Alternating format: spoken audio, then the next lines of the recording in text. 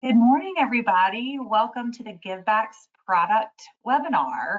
I'm going to give us just another minute or two. It looks like we've got some attendees kind of rolling in. So thank you so much. And you should be able to see my screen with a welcome slide on it. If you can't, there is a little hand raise that you can put in the chat. But we'll wait here just another minute or two.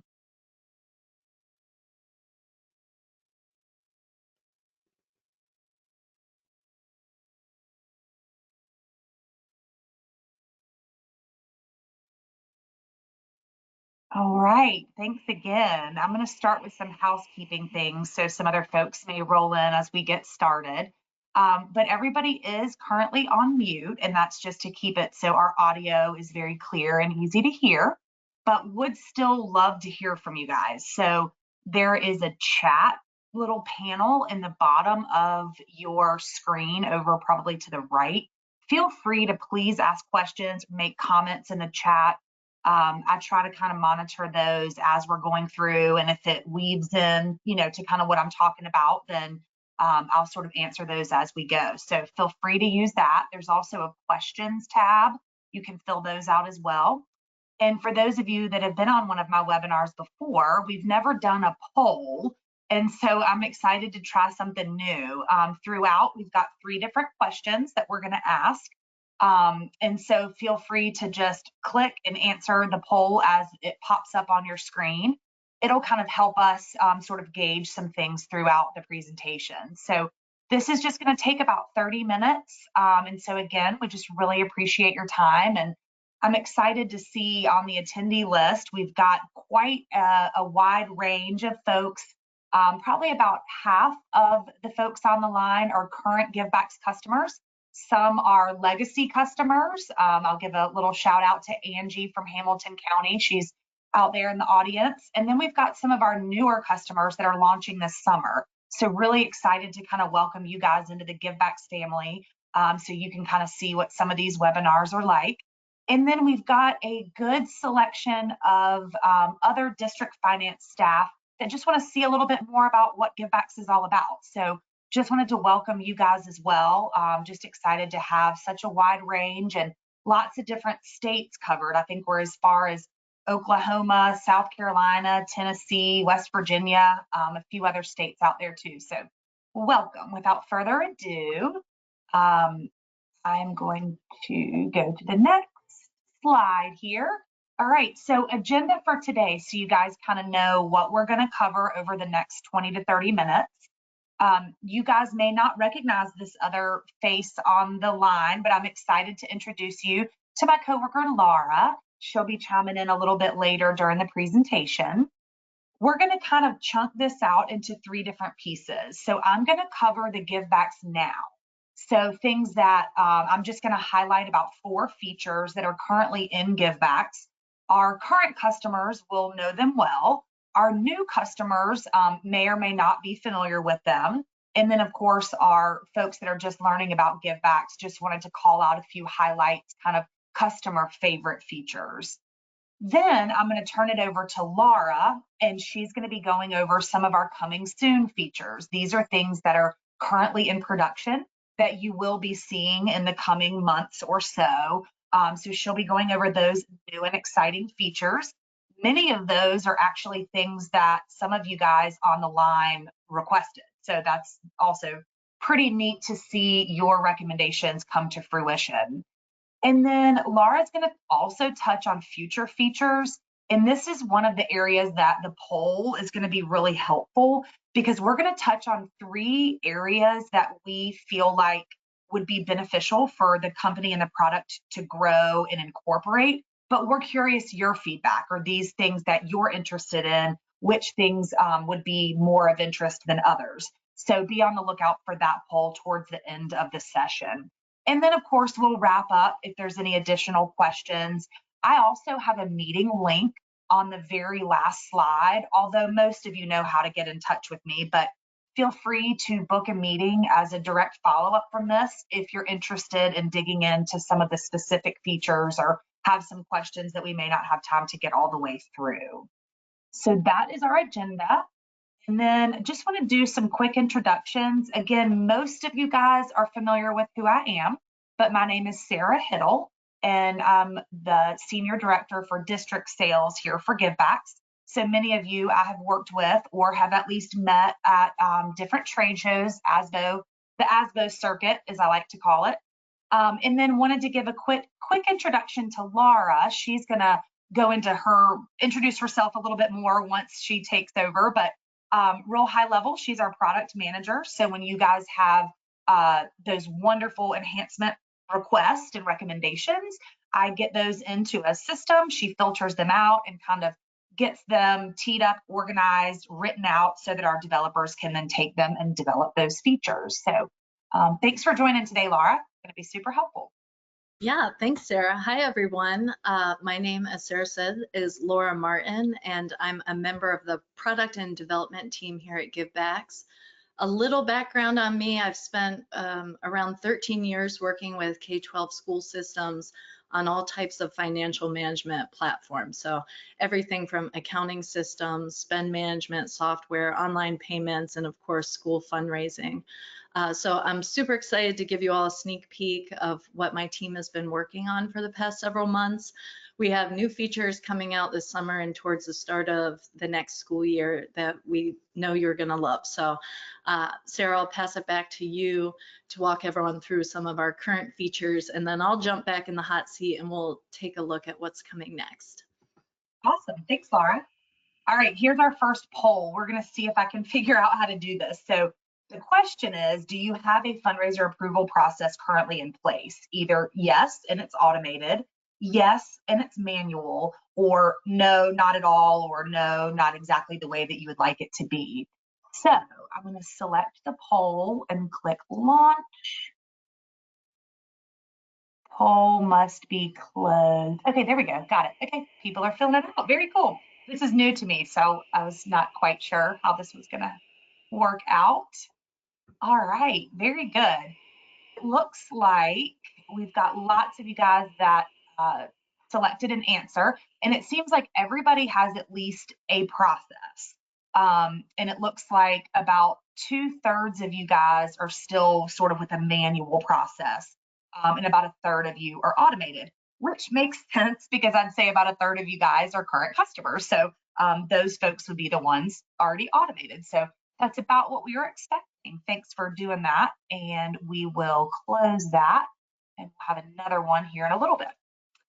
All right, so the Givebacks now, I'm going to not spend too much time on this because I know everybody's really more here for kind of the new stuff coming out. The 4 features I wanted to kind of call out are the district hierarchy. And that means from the district level being able to kind of cascade down to every organization below the district, whether it's a school building, whether it's a school support organization, if that's something relevant for your state or district. And then I also wanted to touch on what we call SBEs, school-based enterprises, or the school stores that you may have some of your DECA clubs or those types of organizations. We've actually have a way to house those under the district hierarchy as well. Then I'm going to just look quickly at the fundraiser management, the custom forms section, which all you guys are familiar with mostly, the fundraiser approval being the most common one. But the fundraiser summary, that's one that I feel like not all districts are utilizing, and it really is important to help kind of close the loop of sort of the end-to-end fundraiser ecosystem for the management there, from the approval to the fundraiser and then the summary on the back end. Then I also just wanted to call out, you don't just have to use the system for fundraiser approval and analysis. You can get creative. There's other ways in which you would like to utilize the system. It's unlimited the number of forms that you can customize and create in the system. I'm actually gonna use Angie that I called out earlier from Hamilton County. They added a form for an Amazon wish list. There's other examples like field trips and things like that that we've seen in the system too. And then just real quick, I'll show an example of one of Hamilton's school-based enterprises so that you can see sort of what that looks like.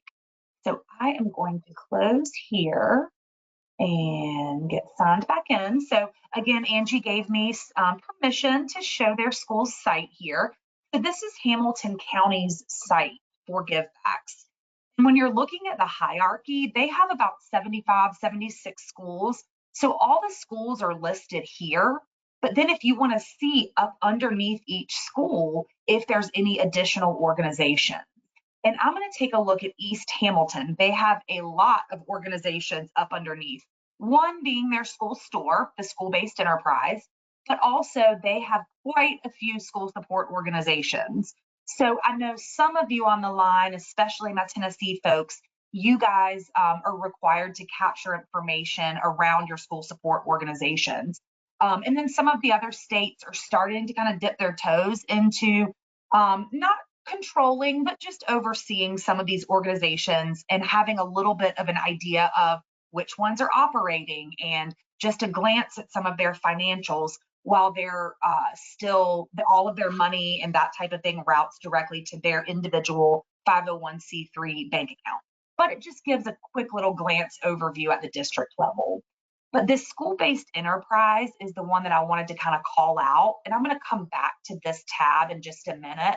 But this is that SBE, as we call it, where they're selling items for their school store. In this case, they're doing a coffee shop at this particular school-based enterprise. But back under here, the second thing I wanted to mention was under the compliance forms. Again, unlimited the number of forms you can have here. The one that I wanted to specifically call out is the fundraiser profit and analysis summary report. So you can either view all of your submissions or of course edit them.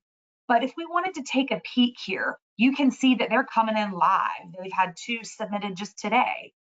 The ones that have been submitted and not yet approved, that means they're hanging out somewhere. If we look at it, it's probably at the principal level. So if we scroll all the way down, we'll see that that's pending for the principal to approve. Again, all of these forms are customizable, and here they're wanting to capture, the profit. Once you capture the net profit less expenditures and any differences. One thing that I believe that the folks in Hamilton and some of our other districts are doing is you can export this to Excel.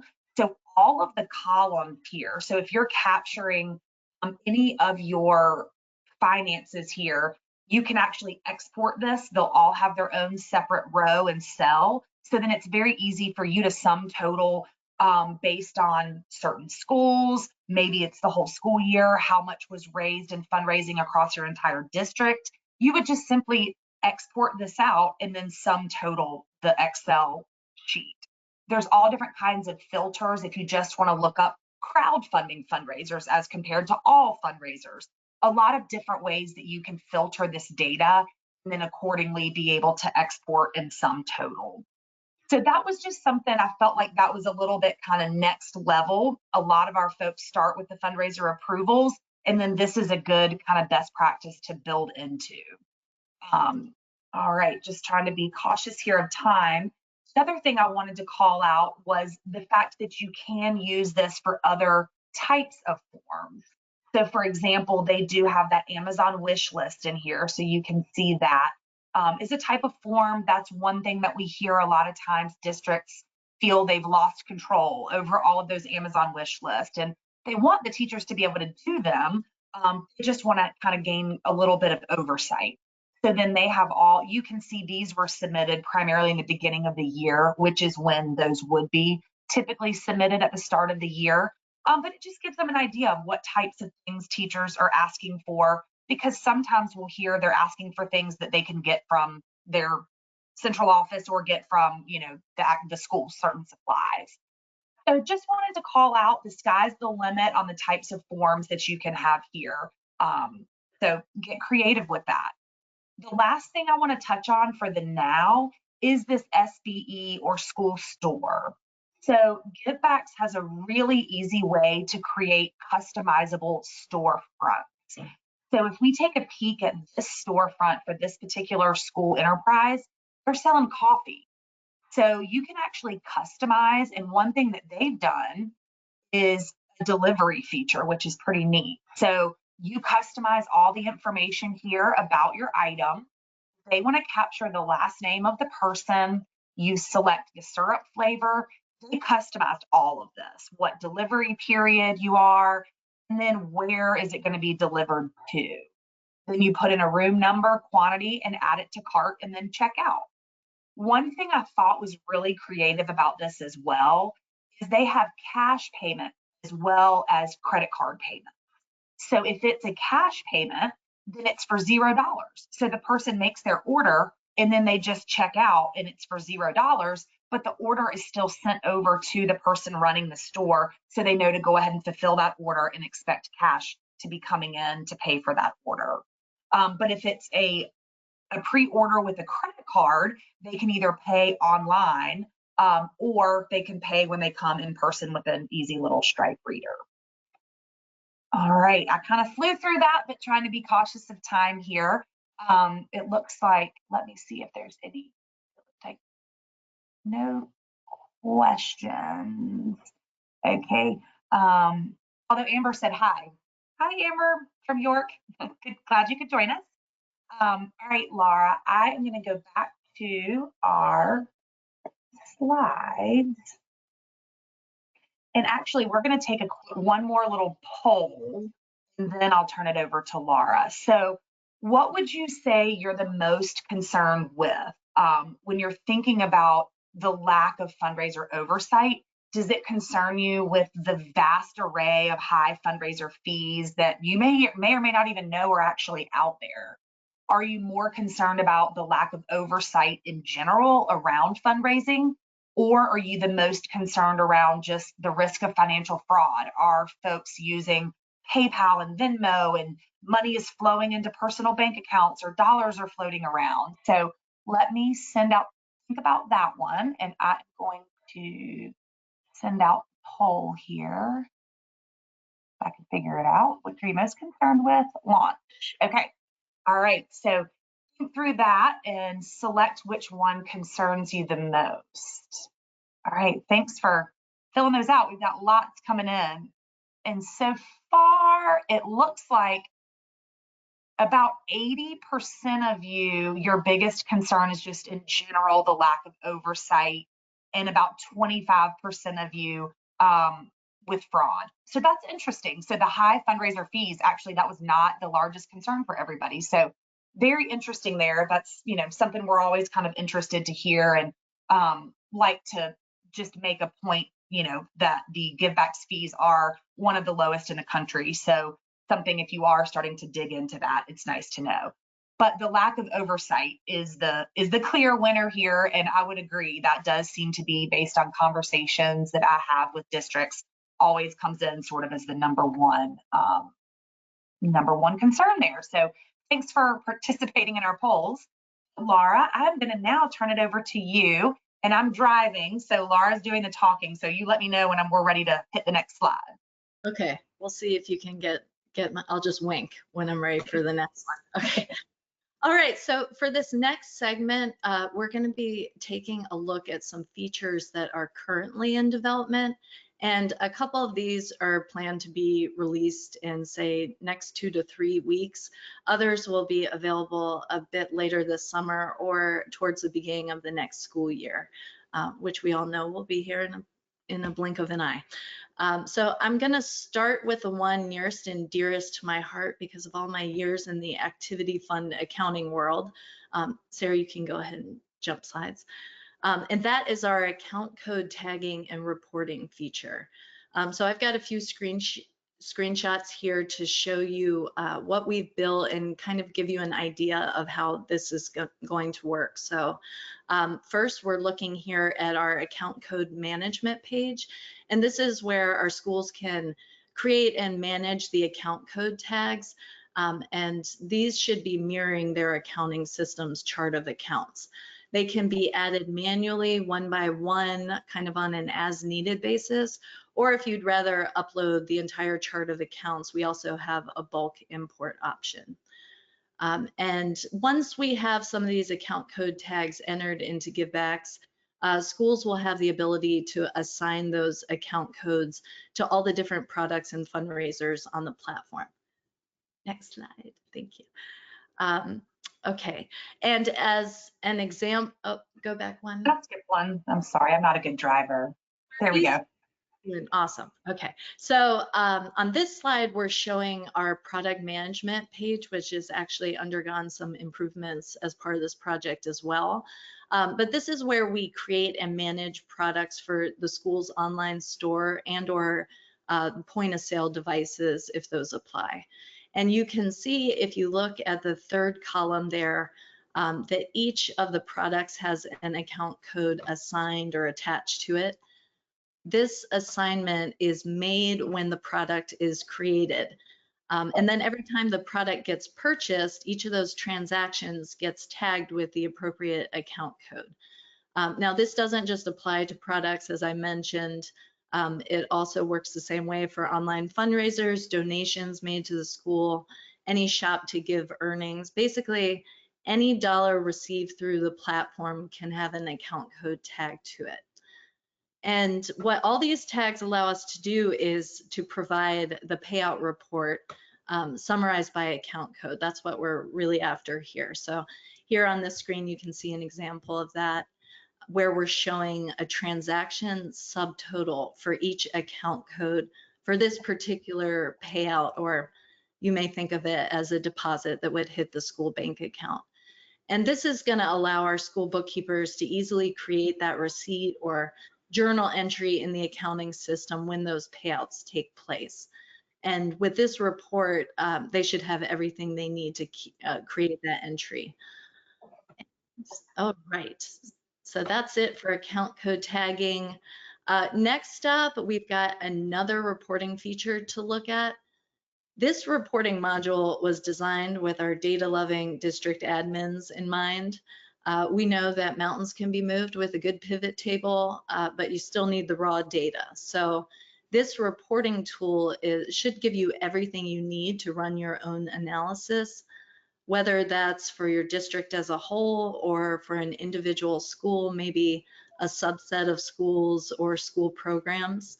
And you can see a few fields on this screenshot, but each record generated in the report contains somewhere around 20 data points, and those cover just about every aspect of the transaction all the way down to the product detail. That's how granular the report is. So no matter what info you're trying to capture and analyze, we'll have you covered. Now, you can also see we do have some basic filters here. You can see those on the screen.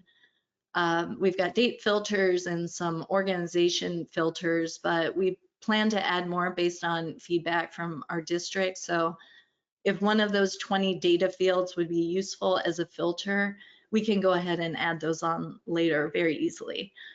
The last thing on this report worth mentioning is that we've introduced the concept of saved views with this reporting tool. So you can create your filtered views, and then on subsequent visits, you can just pull up the saved views rather than having to reselect all the filters each time you run the report. And for those of you that are running, say, monthly or quarterly reports, the time savings here can really add up.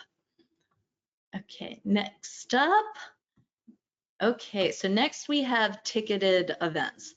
So currently we do have the ability to create events in the fundraising area of the platform, but we're taking it to the next level. We've done a full refresh on the feature to make both the purchasing experience as well as the redemption process smoother for users on both sides. So on the left, you can see an image of what it looks like to purchase tickets for, say, an athletic event on a mobile device. And the two frames on the right show how a purchase ticket can be scanned and redeemed with our mobile app, which is a brand new feature. And that's a great segue to the next slide, because I'm going to talk a little bit about our parent supporter app. This is really exciting. We are actually relaunching our parent supporter app as this next school year gets underway. We've been listening to feedback from our current customers on what our parents and school supporters would like to see in the app. And we have just a ton of new features that address those needs and really make a wonderful experience for those users.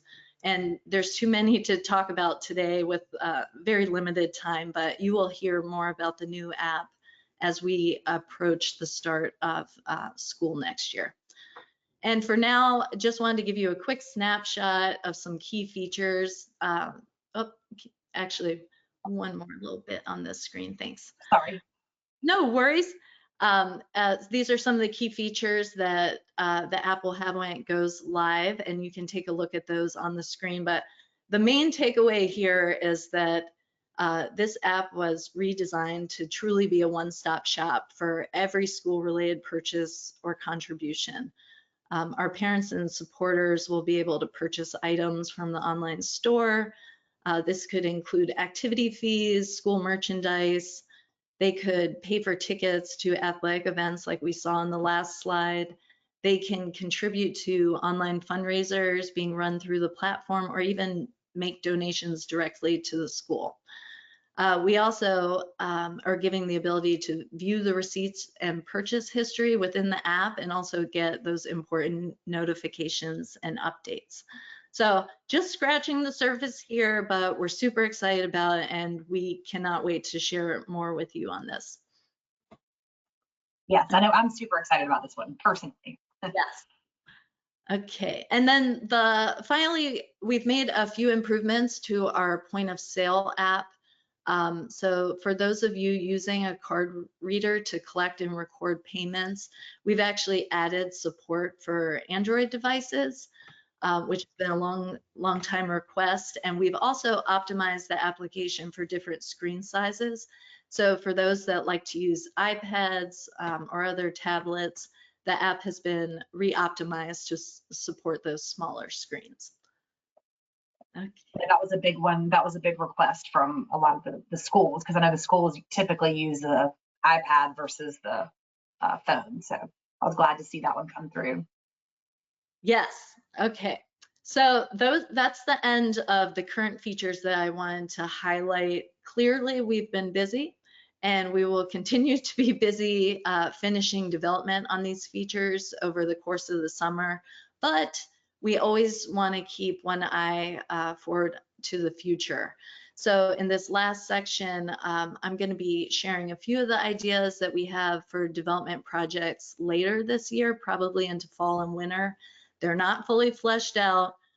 We're actually in the brainstorming information gathering stage, but we thought we'd take the opportunity to present the ideas to this group to see which ones, if any, resonate with you.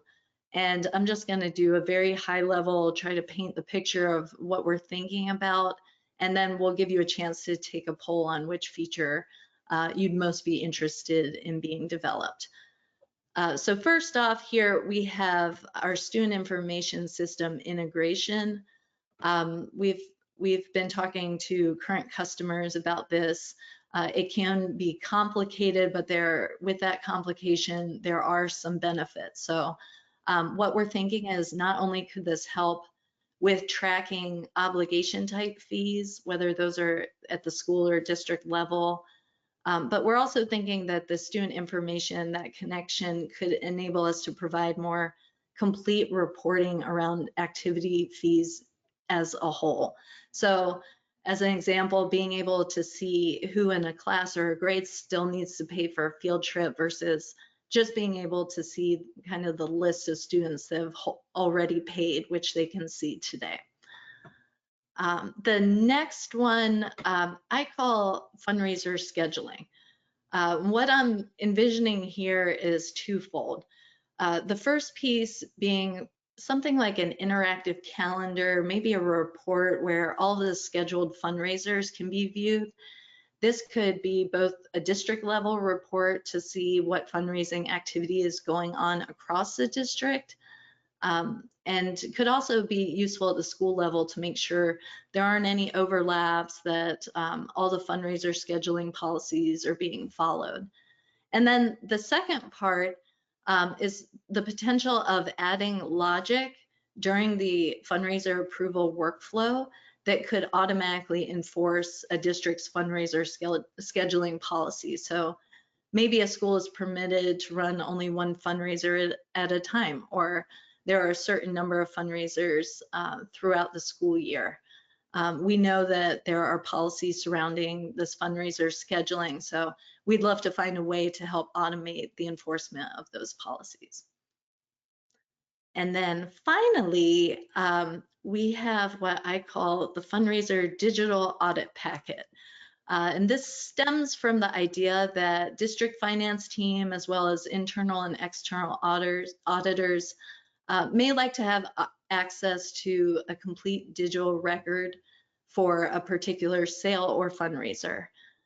Now we have the individual pieces today, some of what Sarah just showed you with the approval forms and that post fundraiser form. But what we'd be looking to do is to package up those digital records and have them accessible in one place. So the approval, perhaps the full transaction history for the fundraiser, and then that post fundraiser analysis form where you can see the profit and loss, and having that in its own nice little record that can be clicked on and drilled down into for the audit purposes. And the ultimate goal of this one is to replace that folder in the drawer with the printed copies of all those documents. That's what I have in my mind for this. So we have a poll that we'll bring up. So this is kind of a like vote for the thing that you like the most, but you can also add in the chat if you have thoughts about, or maybe you want like all three or have ideas, feel free to give us your comments and we'll take that back. And we can also do follow-up calls if you're particularly interested in any of those three. Yes, thank you, Laura. And I see Dee Dee Bagwell is on the line from Clarksville, Montgomery. And Dee Dee, I was just thinking about our call we had the other day, and that was one of your big asks was about being able to package them all together. And I honestly had forgotten Laura had been talking about that as a future item. So when we were going over the deck, I was like, Dee Dee, that's what she wants. So anyways, I think I know where you're going to vote, but let me pull the poll now and let's see what everybody thinks.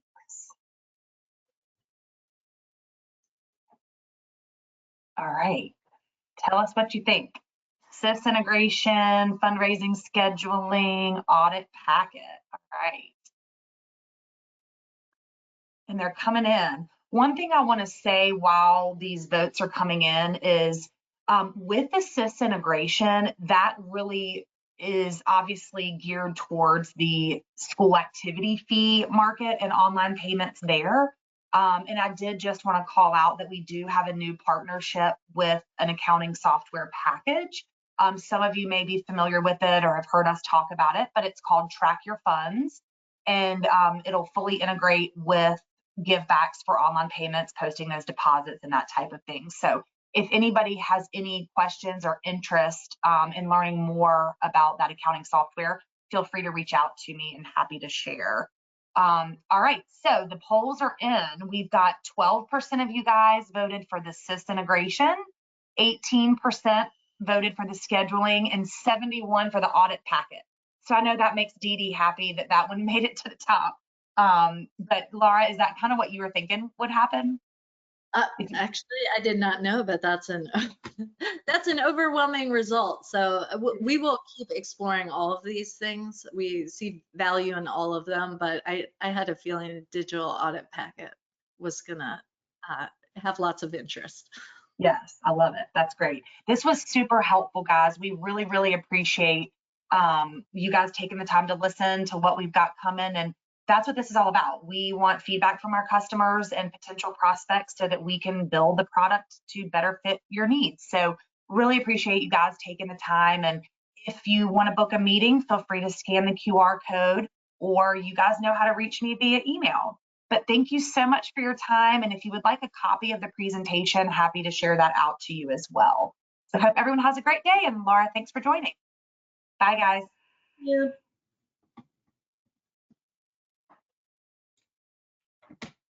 I can turn it off.